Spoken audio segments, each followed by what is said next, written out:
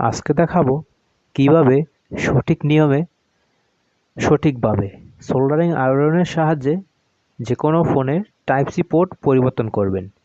তো এই ভিডিওতে দেখতে পাচ্ছেন আমি সোল্ডারিং আয়রন কিন্তু চারো কোণায় ওই আমাদের নষ্ট কাঙ্ক্ষিত পোর্টটার চারো কোণায় কিন্তু আমি সোল্ডার করলাম, দেন পোর্টটা কিন্তু উঠে গেল। এখন আমি আমাদের ওখানে অবশিষ্ট যে পড়ে থাকা যে গাম সেগুলো আমি ক্লিন করলাম, ওখানে পেস্টিং করা থাকে, ওই পেস্টিং গাম আর ওইখানে যে সোল্ডার ওগুলোকে আমি ডিসোল্ডারের সাহায্যে ওখান থেকে ডিসোল্ডার করে নিচ্ছি।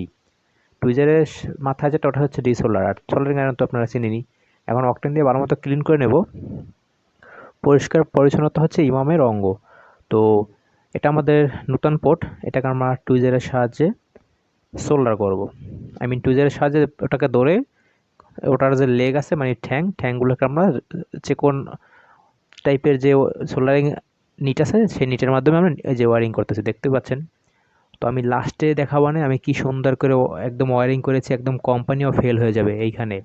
এটা আমার 12 বছরের অভিজ্ঞতা দিয়ে আমি সোল্ডার করেছি।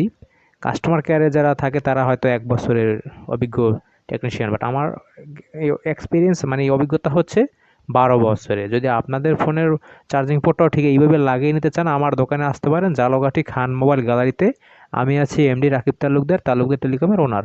তো দেখতেই পাচ্ছেন কি সুন্দর করে লাগিয়েছি, এটা ছিলাম আমি। তো দেখা হচ্ছে নেক্সট ভিডিও নিয়ে, ভালো থাকবেন সবাই।